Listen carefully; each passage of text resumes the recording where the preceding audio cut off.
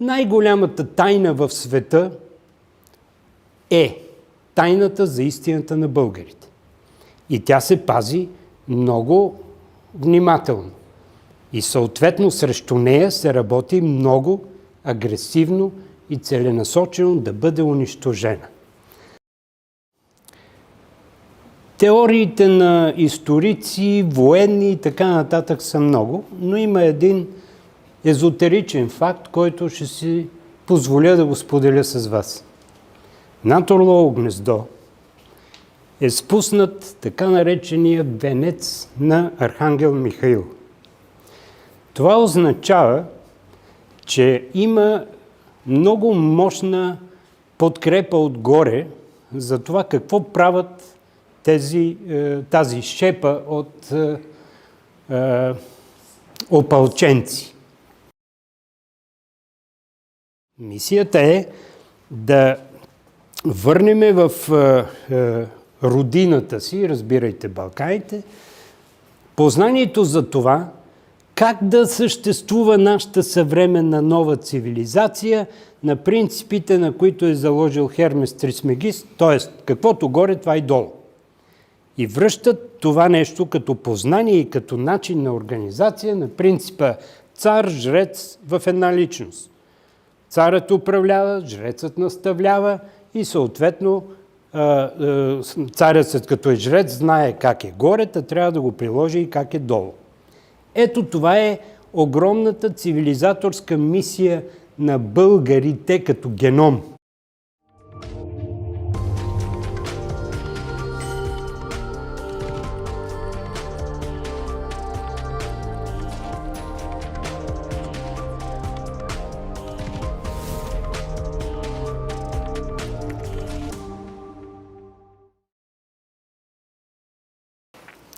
Сега, за какво да ви говоря? Ставаше дума, така условно казахме, че ще говорим за българския феникс.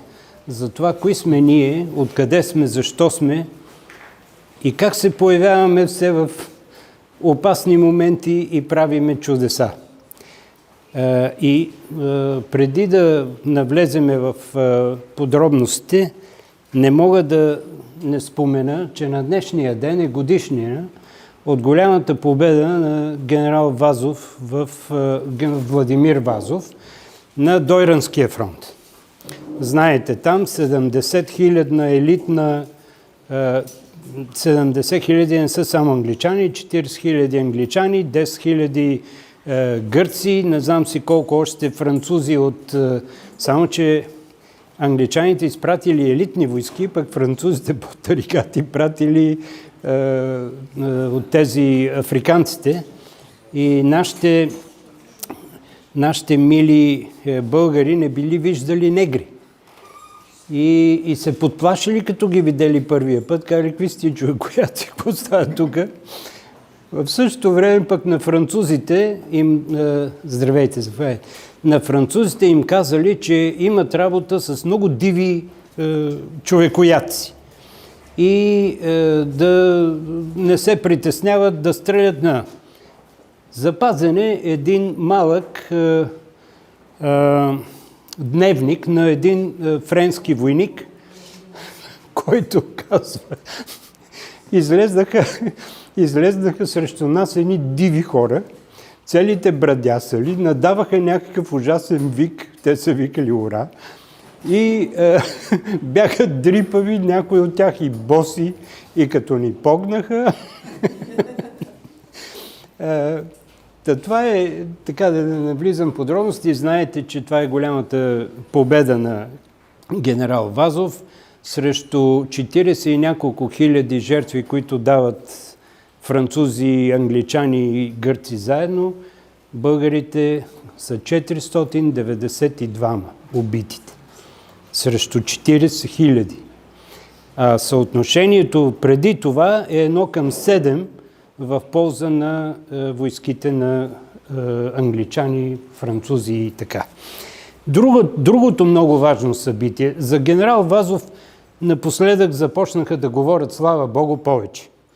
Но за другото събитие, което искам да ви кажа, няма и дума. А тази година са 800 години точно от голямата победа на българите над Чингис хан. Това е единствената загуба на войските или на ордите, да го кажа, на Чингис хан, след което той не го преживява, получава инфаркт и умира. Българите пленяват 3 от синовете му и ги връщат живи. Докато маниера на монголците е бил, откъдето минат, след това правят пирамиди от черепи. Тоест всичко е под ножа. Нашите прибрали синовете, върнали ги на монголците, върнали и пленените им войници срещу по 2 овена на човек. И затова тази битка е известна като битката на овните, така е водят в историята, но реално е повратният момент в историята на цялата монголска империя и въобще на Чингис хан и нататък. Битката е в 1223 година, сега сме 2023 година, точно 800 години. Никъде по клюкарника, Фейсбук и така нататък, никъде не видях една дума да се напише за това. Причините вече не ви чувам. Нямаме историци. Имаме, ама са малко особени. Това е за Волжска България, обаче се. Даде. Понеже жената каза за историци нямаме. Те и за нея не говорят. Те и за Волжска България не говорят. А пък след това вече Иван Грозни използва тази битка за това, че българите са дали доста жертви и доста отслабена българската войска и ги напада в гръб и слага края на Волжска България, но си слага пък титлата цар на българи на първо място и руси. Това е Иван Грозен. Така, защо? Това ми дойде на ум по повод темата, по която ще говорим. Защо ние българите има периоди, в които изчезваме от историята, няма ни, извън се появяваме с някакъв гръм и трясък по начин, по който стряскаме света. В буквалния смисъл на думата го стряскаме. Не само с тази битка, за която казах, но едно от нещата, с които сме ги стреснали, освен генерал Вазов, не знам дали това сте го чували, говорено е много пъти по повод 3 март, какво точно се случва на тази шипка. На тази шипка се бият едни хора. Какво беше това? От лаптопа. В тази битка се бият едни хора, които преди това, когато ги видели руските генерали, казали, тази паплач въобще не става за войници. Дрипави, брадясали, изглеждали им абсолютно нескопосни, докато дошъл генерал Столетов и казва, не, тези ще се бият с мене. Стряскат света. Защо? Теориите на историци, военни и така нататък са много, но има един езотеричен факт, който ще си позволя да го споделя с вас. Над Орлово гнездо е спуснат така наречения венец на Архангел Михаил. Това означава, че има много мощна подкрепа отгоре за това какво правят тази шепа от опълченци. Тези опълченци, за тях говореха, съвсем скоро правихме една детска школа и качихме децата горе на шипка и вкарвам ги в музея, показваме ни снимки там, те гледат, викат какво е това. И викам, това са няколкото души оцелели от Орлово гнездо. Единият е овчар, Единият е ковач, единият бил търговец. Започва боя. И когато идва момента на грабвайте телата, някой си изкряска, нали? Започват да взимат телата на убитите, единият дига трупа на брат си и хвърляйки го в настъпващите турци, му казва: с Богом, ще се видим горе. Започва боя и се появява един младши офицер, който им казва: дръпнете се назад, защото вас ще ви убият. Овчаря се обръща и казва: аз вече много пъти съм умирал. От какво да ме е страх? Ето това е нещото, което заличава една огромна част от негативната карма на България заради това, че сме изгонили богомилите. Не е изчистена напълно. Но тази свобода не ни е дар, както казва и Вазов. Заслужили сме си я с много кръв и с много невероятен героизъм. Качвам се горе. Тия деца от 8 до 12 години задават 101 въпрос. И след тях едно детенце на 8 години и дига ръка. Искам аз да кажа. Кажи ми, моето момче. Ама вика, има още един генерал. Вазов. Викам, кой е той? И той се казва Георги Вазов. Викам, да, ти откъде го знаеш? Аз чета енциклопедията. После говорих с майка му, каза, че е вярно. Той наистина чете енциклопедията. И детето иска да разкаже за Георги Вазов. Разказа каквото прочел в енциклопедията, но не е прочел онова, което не го пише в енциклопедията. То е следното. Как се превзема една крепост, която има 7 защитни вала. Сега тук доста дами има. Значи има уръдия, пред тях има картечни гнезда. Пред картечните гнезда се правят едни защитни валове с телове. Та, ако някой случайно успее да премине някакси там, картечниците го унищожават. Тези валове са 7. Крепостта е обявена за абсолютно непревземаема. Обличат се с бели дрехи, ризи и тръгват. И тръгват последния начин. Първия, който достигне до тела, къса тела с тялото си и умира там. Втория зад него минава по тялото му, за да скъса втория тел. И така, докато минат 7. Турците, които са в картечните гнезда, толкова обезумели от такова поведение, че въобще не успяли и да стрелят. Нашите, по този начин, късайки теловете, влизат в картечните гнезда. Първите завземат ги, оттам нататък артилерията не върши работа, защото тя стреля над тях.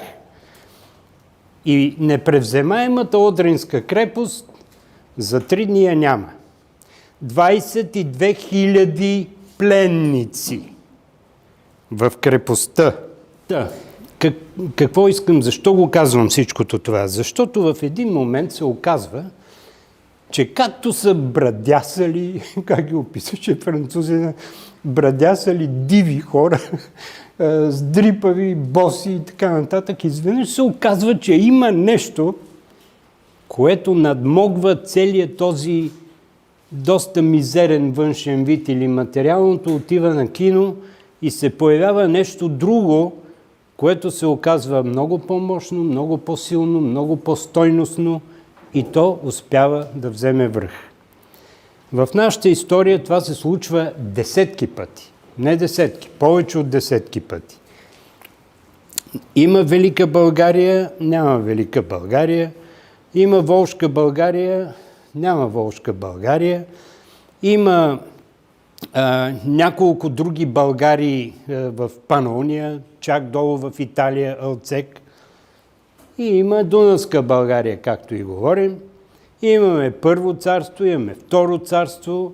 Изчезваме за почти 500 години от лицето на Европа и от мисълта на хората за това, че имало някакви такива. И изведнъж хоп, ние пак сме отгоре. След това целият свят е срещу нас.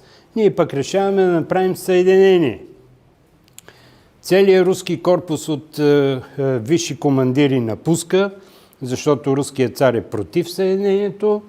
И изведнъж излизат едни капитани, които са по на 20 и няколко години и смилат елитната сръбска армия на генералите с модерното австрийско оръжие, което те са получили. Съединихме се. После историята ни върти в един цикъл, в който има ли фашизъм, няма ли фашизъм, опа, някакъв комунизъм, ама той пък комунизъм ли е, ама не е ли социализъм. То Живков каза, че ние сме страната на развитие социализъм, ха-ха-ха, ама нещо не се получи и там. После някаква демокрация, ама има ли я, няма ли я. И въпросът е сега какво се случва с нас. И ще можем ли ние отново да излезем отгоре. И ако следваме логиката на това какво се случва с нас, ще успеем. По една проста причина. Носиме нещо изконно в нашия български ген, което е заложено в нас от време оно, казвам го абсолютно отговорно. Мисля, че вече този спор, че не сме тюрки и не сме дошли от дивите степи на Азия, приключи. Местно население сме. Само преди 2 седмици по линия на нашата фундация Български център просветление направихме един пътуващ семинар в Черноморска Турция. Отиваме в Черноморска Турция и отиваме в Хатуша, това е столицата на хетите. Ако отворите там Фейсбук, ще видите, че за хетите пише ми неизвестно какви са, ми откъде дошли, ми никой не знае, ми май са свързани с траките, ама цялата им аристокрация били траки, пък другите неизвестно какви, ама те били от арийски происход, ама говорили не на семитски език, ами говорили на арийски език и така нататък, и така нататък. И сме в... има едно място, където в скалите е огромни барелефи техни, много прочути. Виждали сте ги сигурно. И седиме там и изведнъж дойде едно послание, като казаха така. Много се радваме, че дойдохте. Чакахме го стотици години. Пауза. Ние с вас, хетите, с нас, българите, разбирайте, сме от първото коляно. Ние заедно тръгнахме от Балканите. Вие бяхте прекрасни войни и продължихте на изток. А ние останахме тук. Хетското царство е горе-долу, си представите, по средата на днешна Турция. Останахме тук, защото трябваше да цивилизоваме местните диваци. Вие говорите за нас, че сме много воинствени. Ние нямахме друг избор.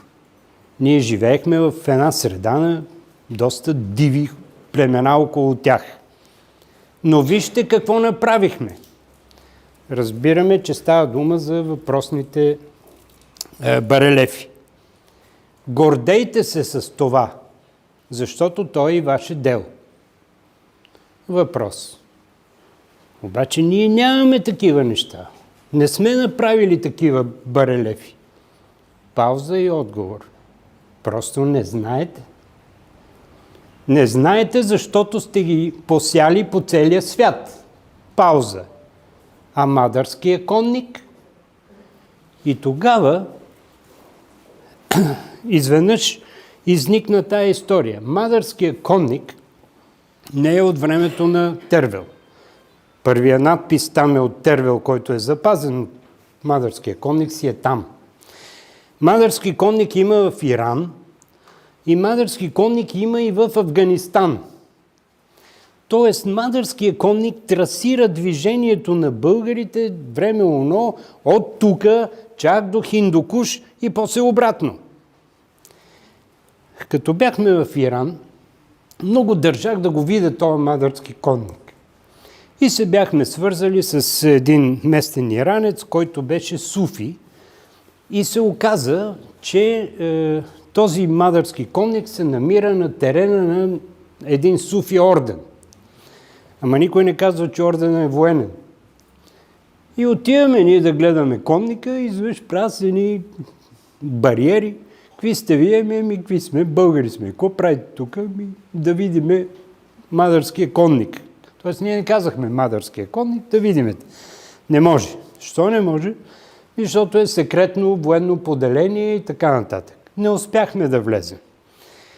И му викам на иранеца, викам, каве, ти като суфи, имаш ли достъп до това място? Да. Моля ти се, влизаш вътре и правиш една снимка на този въпросен конник и искам да я видя. Речено, сторено. Отива, снима, връща се, показва снимката. Почти мотамо с това, което ние познаваме. Онзи в Афганистан. Талибаните взривиха будистските храмове от 9 век, направиха ги на сол, но в съседство е мадърския конник нашия, който остана. И намираме се в Узбекистан. Не знам сега дали не ви отекчавам с тия неща, но седиме на реката Амударя. През реката от срещната страна се намира град Балк, който се е наричал майката на всички градове. Направен от българите, строен от квадри, строен като мощен град не на номади, които днеска са тук, утре са там, а хора, които имат уседнал начин на живот. Гледаме това нещо и групово почваме да ревем. И при нас с нас е един местен водач, който се оказа, че е от руско, тюркменско, казахско, всичко, каквото ви дойде на ум, там наоколо произход. И той вика, хора, що плачете? Щото това отсреща е българско. Той гледа и вика, идете да го видите. Как бе, човек? Как ще отидем да го видим? Това става преди 2 години, когато там се биеха талибани. Талибаните с американците. Викам, ти не си ли чул какво става отсреща, бе? Как ще отиде? Абе, тук руснаците на времето построиха един мост на дружбата. Минавате по моста, отидете, гледате, връщате се. Викам, ти лут ли си, бе? Нямаме ни визии, ни нищо. Афганистан за нас в главите ни, това е някаква върха на дивашнината. Той вика, нямате нужда от визия, бе. 3 дена може да правите каквото си искате, връщате се обратно. Ми викам, а талибаните, какво ще ги правим? Вика, те талибаните са в Кабул, бе. Тук какви талибани? Няма такова нещо. Отивайте, гледайте. Не посмяхме да отидем. Гледахме, наревахме се и стръгваме. И изведнъж се оказва, че това е един от многото големи градове, които ние строим по пътя, където се движим. Как се движим обаче? Движиме се като авангард на оцелелите от 4-тия потоп хора, атланти, които се носят на изток с идеята да предават част от познанието, нямат право цялото, познание на нашата 5-та коренна раса, защото сме били доста дивички и те малко да ни култивират. Трябвало им някой, който да върви напред и да им разчиства пътя. И когато били по нашите територии, тук си харесали българите. И ни взели нас. Защо е въпрос? Защото не само, че сме от първите, които са опитомили коня и са въвели стремена, ако гледате прочутия конник, тракийски конник, има стотици изображения, винаги е със стреме. Никой друг не е правил това. Българите имат лъкове, които накрая са с костен накрайник и са огънати обратно. Значи, лъка е така, да сложиш тревата, стреляш. Българския лък е и така. Защо? Защото като го хванеш и го огънеш, за да стреляш, силата му става петорно по-голяма. На 170 метра българския лък пробива броня. Освен това, българите са били най-прекрасните ездачи. Може ли да яздат и да стрелят от конете във всякакво положение? Сега идва един интересен момент.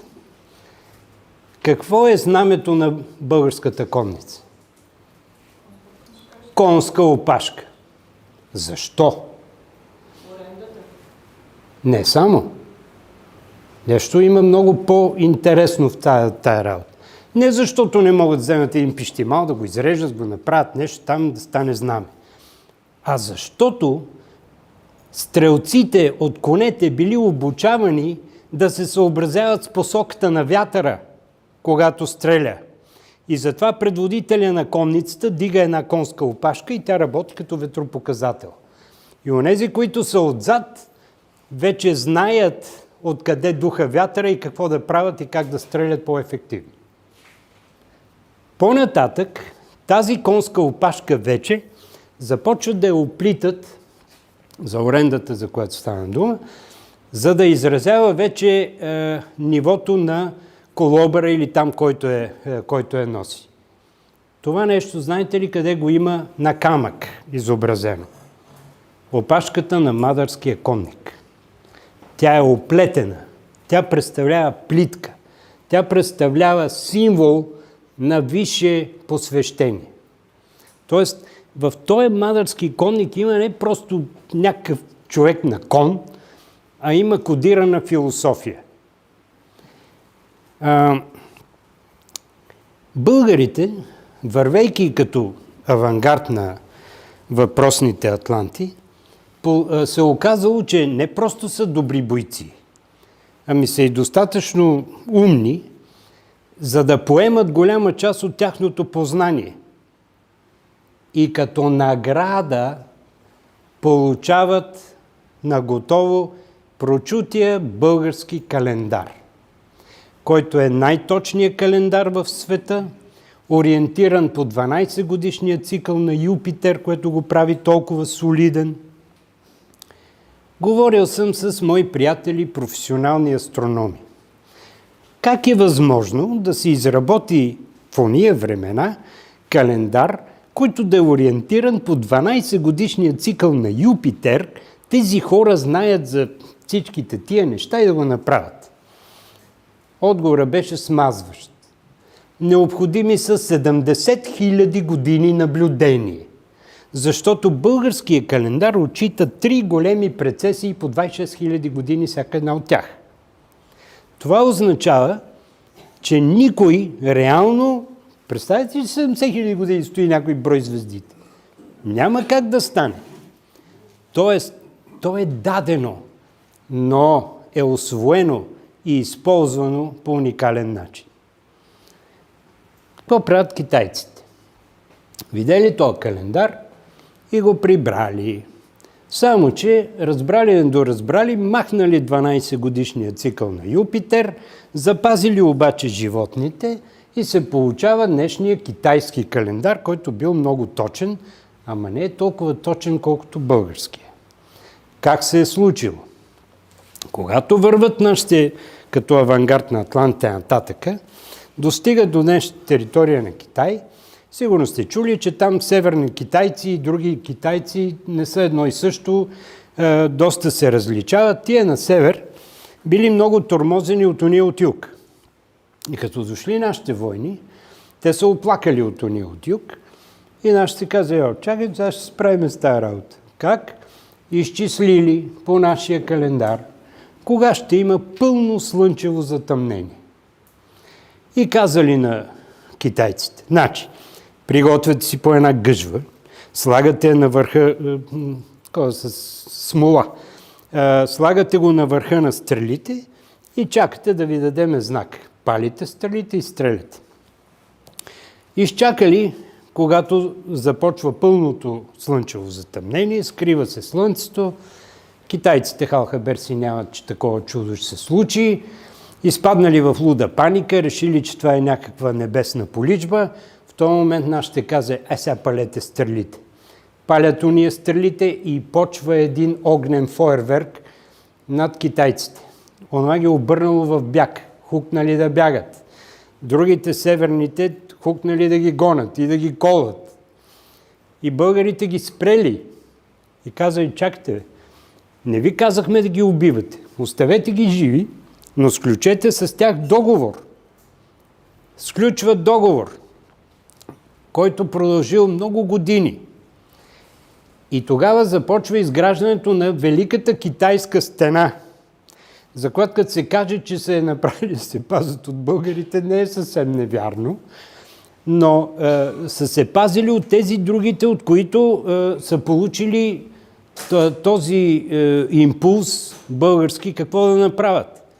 Тогава китайците са усетили, значи вие сте знаели, че ще има слънчево затъмнение. Как го разбрахте ми така? Календара премина в Китай. Преди колко години беше Ирина Бокова, беше шеф на ЮНЕСКО. И тогава се появи така една идея да се използва позицията ѝ като шеф на ЮНЕСКО, за да може българския календар да бъде официално признат за най-точния в света. И тя съответно внася това предложение. Съответно има обсъждания, умуват, почесват се и така нататък. Знаете ли какъв е отговор? Ма той прилича на китайския.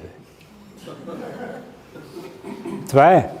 Но въпреки това, българският календар и в момента е признат от ЮНЕСКО за най-точния календар в света. Сега, разказвам ги всичките тези истории, защото искам... още една история ще ви разкажа. Отиваме в Шри-Ланка.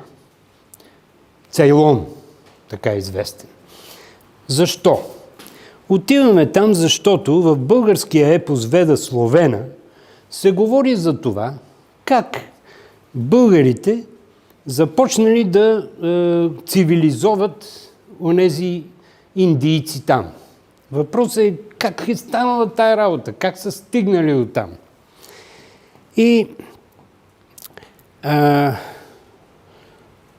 професор Джонова, светла и памет, археолог, направи един анализ, в който доказва как черноморската цивилизация, варненската, се разселва, когато започва потоп. И описва как минават през новообразувания Босфор, защото Черно море е било сладководно езеро. Морето е било днешна Сахара. Като стават катаклизмите, водата от Сахара се излива в днешното Средиземно море, съответно се отваря Босфора, тая вода нахлува в Черно море, Черно море от сладководно езеро се превръща в най-слабо соленото море, дига му се нивото 100 и не знам колко метра и така нататък. Минават те през Босфора и стигат до остров Крит, където е първата спирка, в която почват да цивилизоват местните критяни.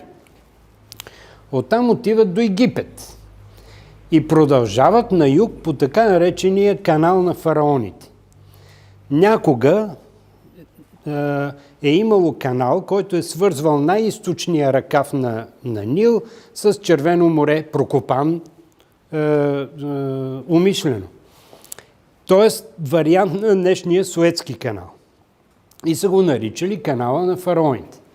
Минават по канала на фараоните, тръгват по Червено море надолу, стигат до Персийския залив, оттам тръгват право на изток, ако си представяте картата. И първото място, на което попадат, е остров Цейлон или днешната Шри-Ланка. Спират там, започва да обучават хората на как да сеят, как да жънат, кога да го правят, как да си строят къщи, как да опитомят овци, кози, въобще опитомяването на домашни животни. И отиваме в въпросния Цейлон. Там има всички възможни варианти на храмове, които ви дойдат на ум. Индийски, индуски, будистки, християнски, включително източно-православни, католически, всякакви. И един ден минаваме покрай един изключително странен храм. И аз питам нашия местния владеж, викам, какъв той е храм, бе? Това тук е на една местна богиня. Коя тая местна богиня, бе? Ами вика на богинята Сита. Спирай, викам колата веднага, слизаме. Коя е богинята Сита? Богинята Сита, във Веда Словена, е богинята на оранта и на плодородието. И аз го питам, викам, тая богиня на какво е богиня? На оранта и на плодородието. Така ли? Как се взема тая богиня Сита тук? И стигаме до Рамаяна. Великия индийски епос, много по-стар и от Махабхарата и така нататък, в който се описва следното нещо. Че Сита, млада принцеса, е открадната от царя на Цейлон или Шри-Ланка, който е демон.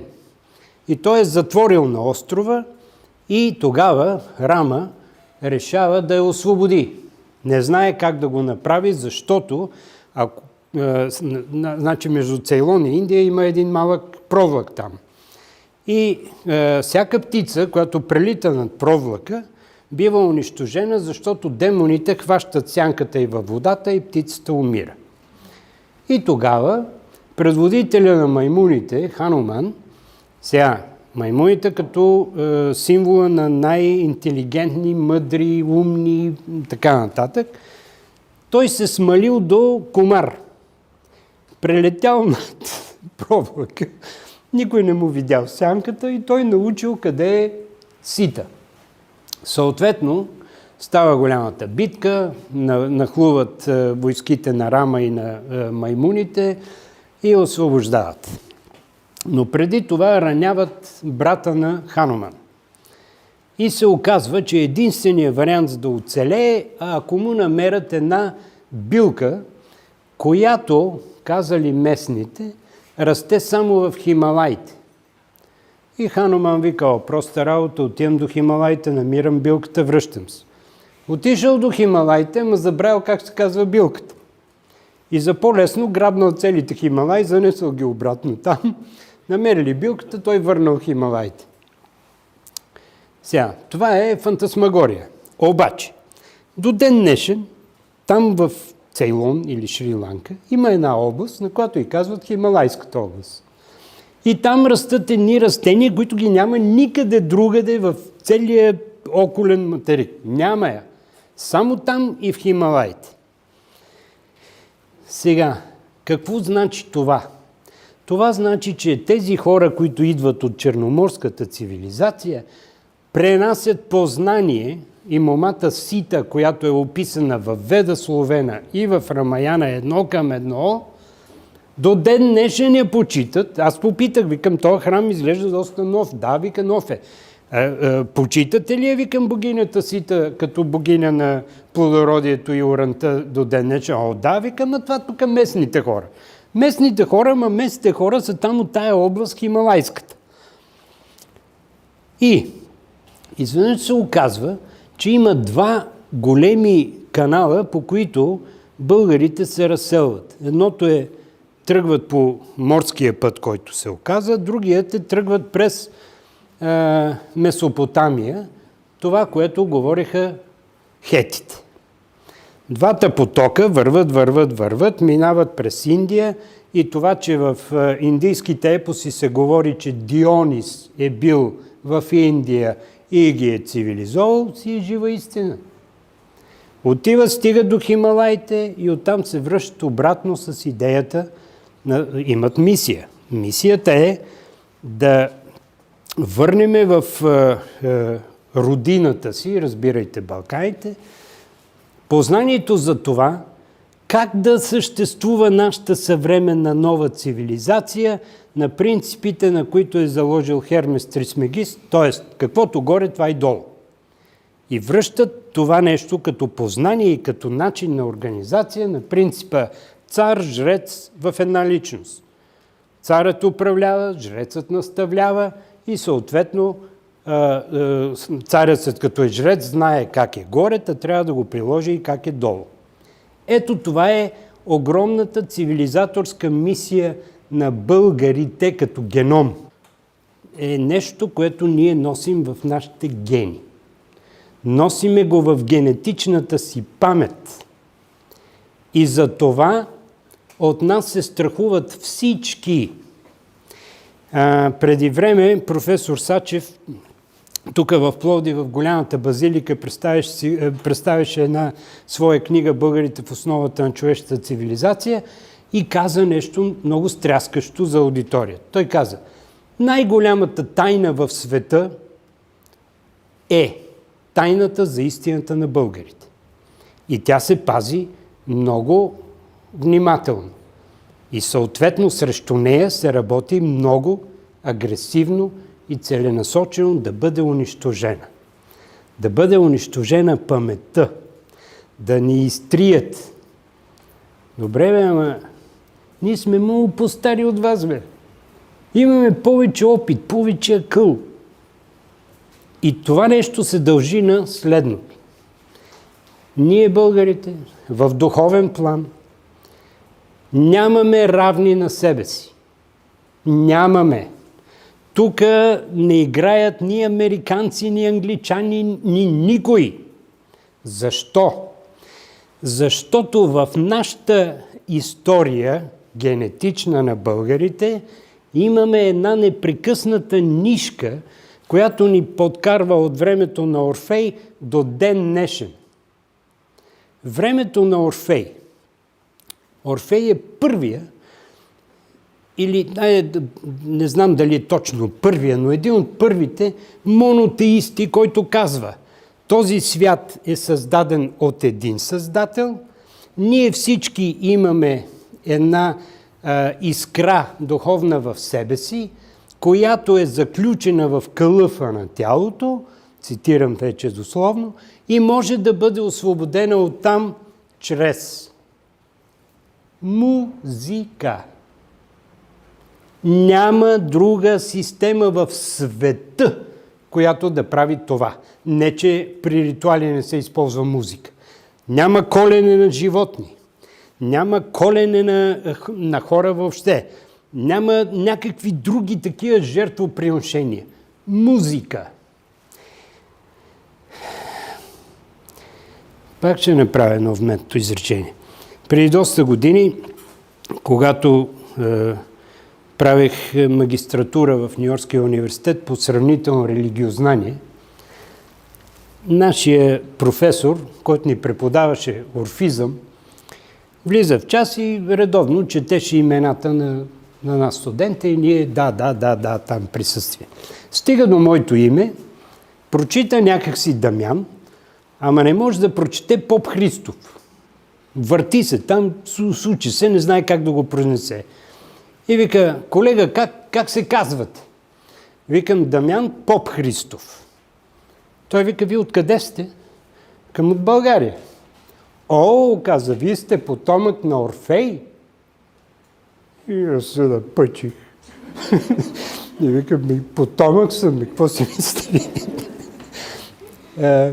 Той вика: знаете ли кой е Орфей? Викам: че как няма да знам? Нищо не знаех. И от него научих, че единствената в света монотеистична теория, която работи само и единствено с музика като начин на връзка с наднебесната реалност, е само орфизма.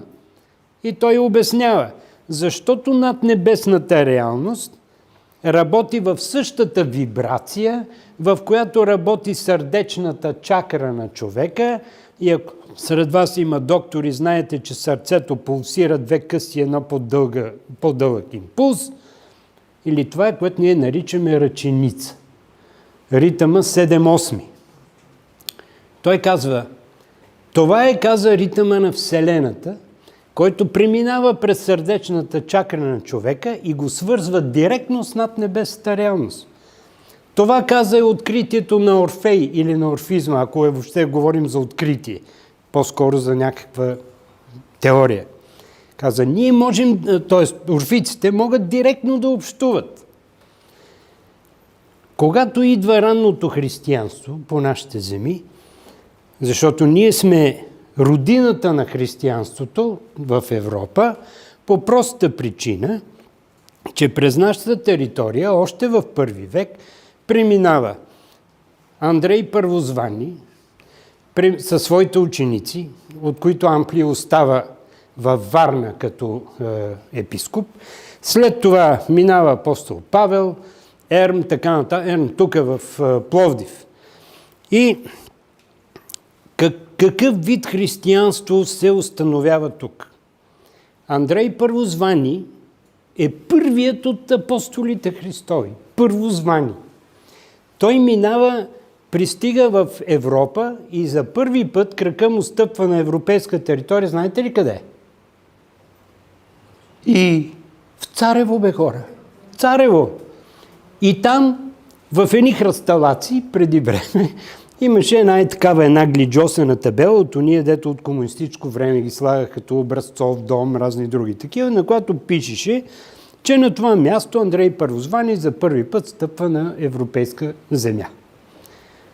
Преди няколко години сливенският митрополит сложи поне една мраморна плоча, която казва следното. Същото. Сега факта, че большинството от вас не знаете това, знаете ли какво означава? Ако това нещо се случише в Гърция, например, целият свят щеше да мине от тук, за да види къде е стъпил Андрей Първозвани. В нищо и никаквия Кипър седи една скала вътре в морето, на която била седнала Афродита. Я седнала, я не седнала, но един огромен паркинг.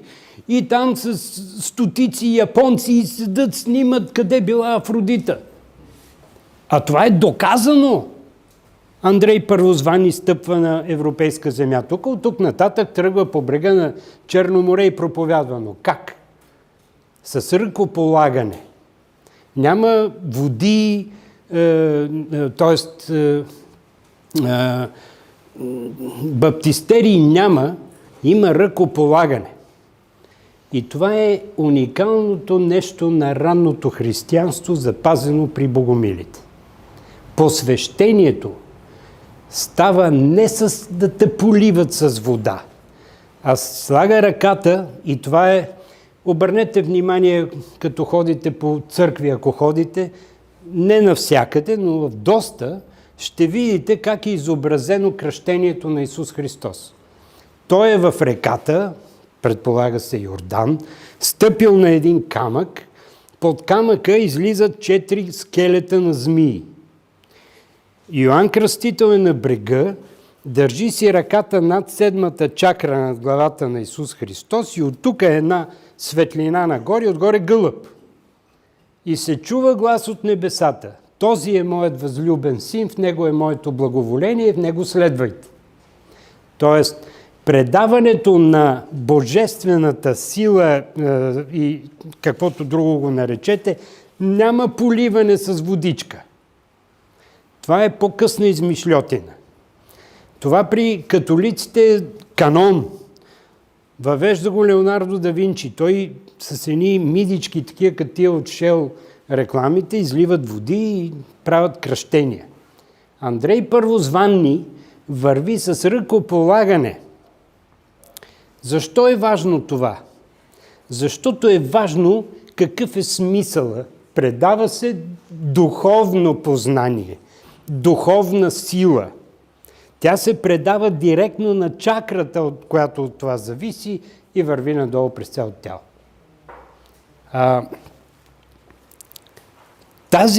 Тази история има продължение. Значи, идват тези първи Христови проповедници, минават по нашата земя. Те проповядват този начин на кръщение и въобще на възприемане на посланието Христово.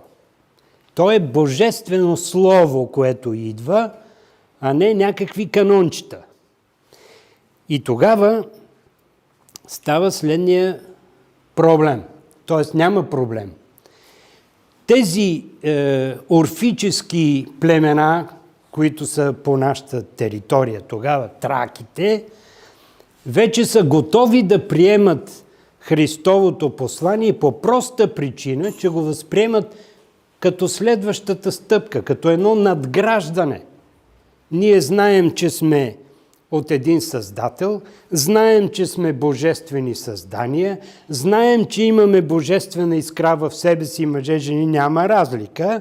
Всички ние имаме право на директен контакт с нашия Създател, всички ние можем да общуваме с Него.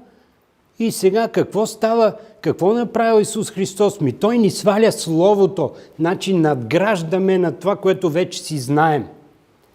И за това една от причините на 80% от ранно християнските църкви да бъдат построени върху тракийски светилища не е защото искаме да махнем езичеството, а защото надграждаме на една основа, която вече съществува, ние познаваме и тя е наша.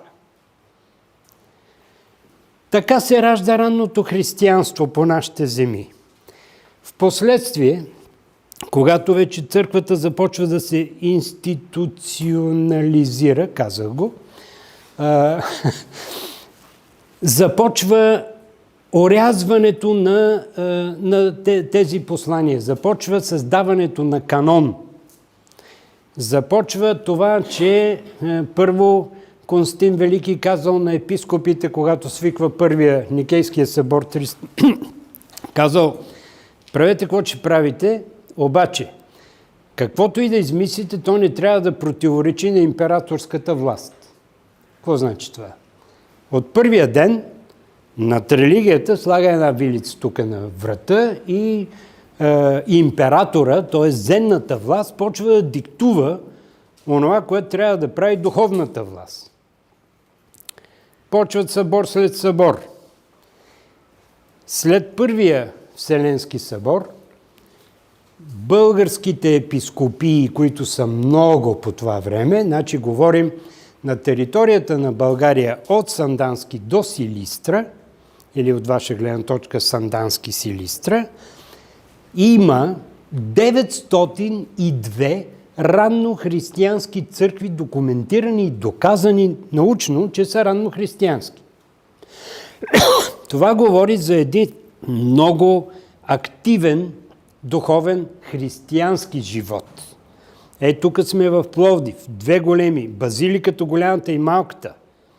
Погледнете, голямата базилика е само с 10% по-малка от Свети Петър, днешния Свети Петър в Рим. И говорим за 3 век. Представете си какво колосално нещо е това. И тези хора изповядват тази форма на апостолското, така наречено християнство. Какво има там важно? Исус Христос не е Бог, а е боговдъхновение, който получава чрез божественото кръщение, божествената благословие. Защо? Защото тези 12 апостоли и 72 ученици на Исус Христос, те работят тет-а-тет с Него. Те са всеки ден с Него. Ядат, спът, приказват си и така нататък. И изведнъж викат Бог. За тях Той не е Бог. За тях Той е великият учител с огромното У, което с нищо не отнема ореола му на това, което прави. Втория момент. Карма и прераждане присъстват вътре в пълна мяра. Няма го в официалния канон. Няма го не само в нашата източно-православна църква, няма го в католическата, няма го в протестантската. Няма я. И третия момент. Какво представлява женската енергия? За ранните християни тя е основополагаща.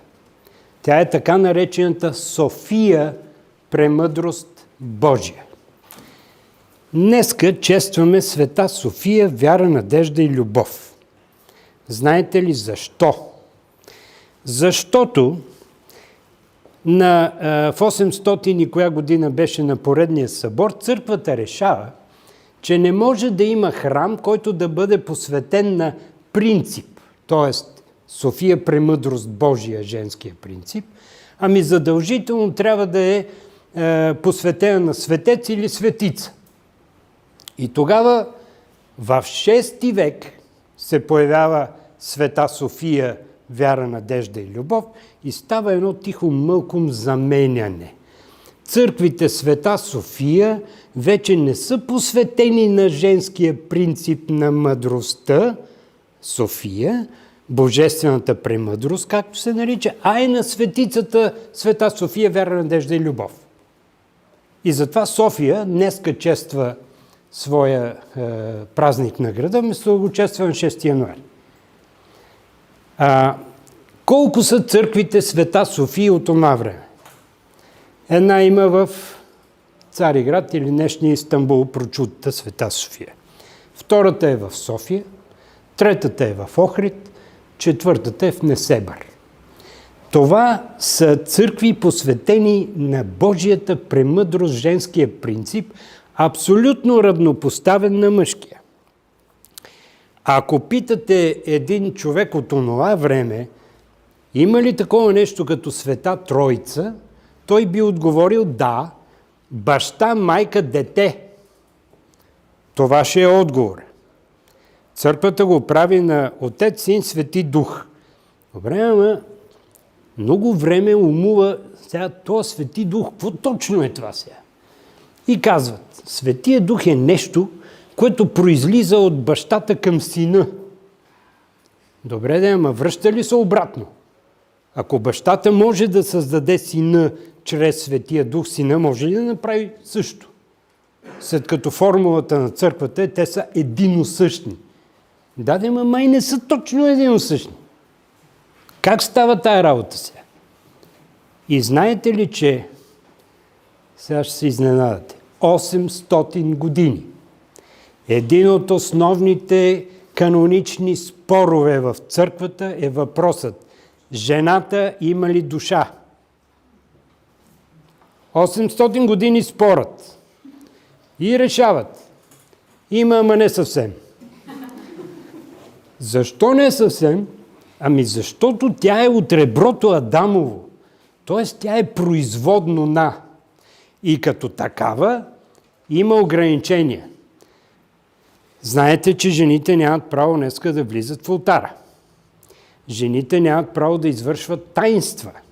Има женски манастири, където задължително трябва да дойде мъж свещеник да направи таинствата и тогава жените да го разпространят. Те седат отвънка и припяват, а вътре е свещеника, който извършва таинствата. И още нещо. Атон. Посветен на патронът на Атон е Света Богородица. Обаче жени там не се допускат. Не само жени, женски животни не се допускат. И сега какво става? Къде отиде това равноправие? Къде отиде божествената премъдрост? Как тя се разпредели? Какво точно е Светия Дух? Кое от кое произлиза? От бащата към сина или от сина към бащата? Връща ли се обратно? Не се ли връща? И до ден днешен не са се разбрали.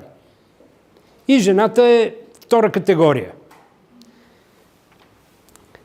В нашите раннохристиянски църкви битува раннохристиянския модел или Христовия модел с София Божията премъдрост. И за това на Втория Вселенски събор нито една от нашите църкви не изпраща представители там. Съответно ги обявяват за еретици.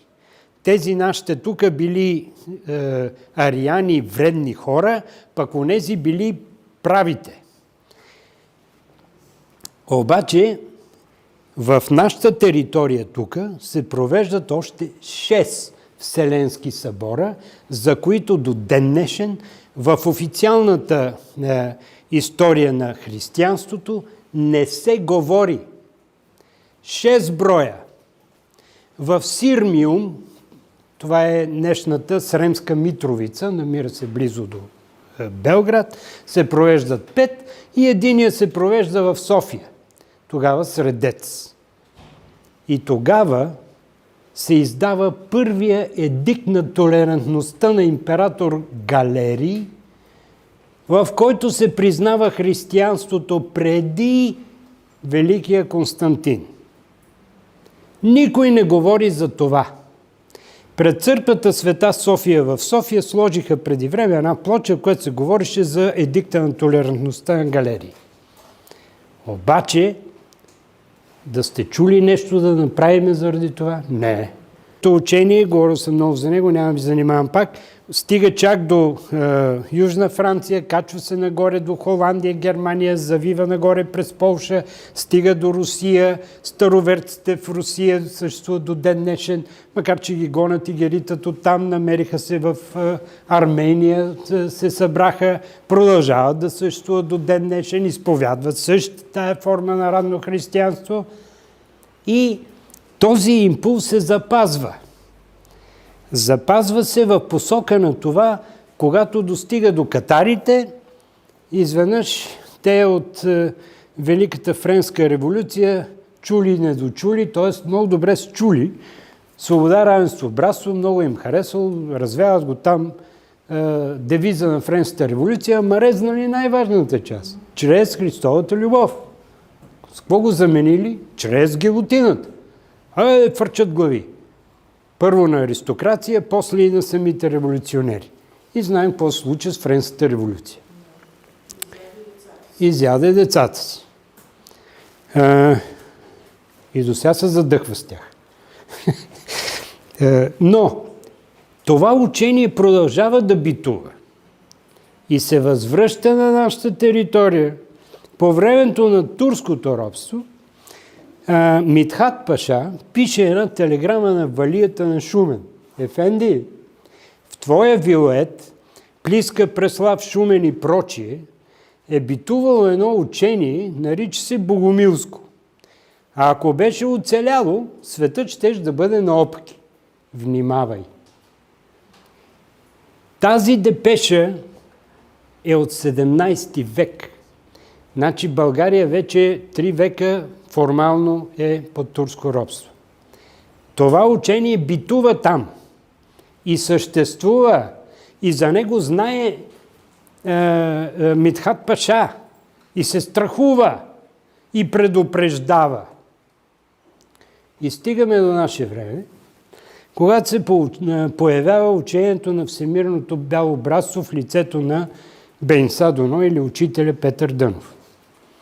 Какво представлява въпросното Всемирно бяло братство? Това е вселенската общност от всички онези души, преминали през всичките възможни изпитания и посвещения, така да се каже, на Земята, достигнали до висшето съвършенство и отговарящи в момента за 3 неща. Истина, мъдрост и свобода.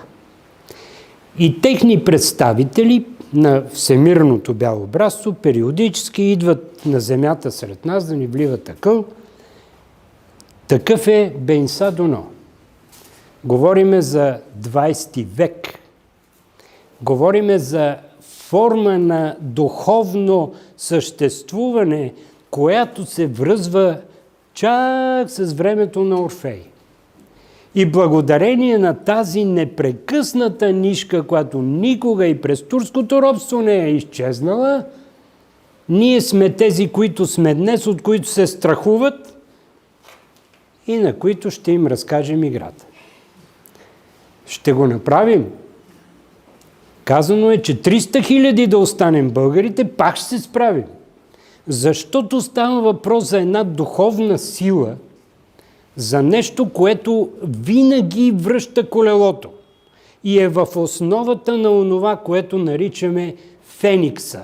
Възраждаме се. Няма ни пепел, не знам какво и хоп, ние се появяваме.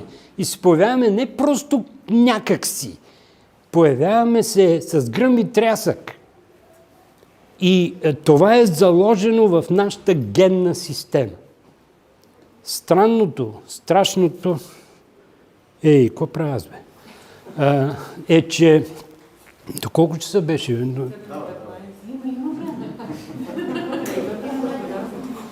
Мога ли да продължа? Сега ще свърши тогава. В нашата генна история е заложено това нещо, ние да бъдем в челните редици на цивилизаторите.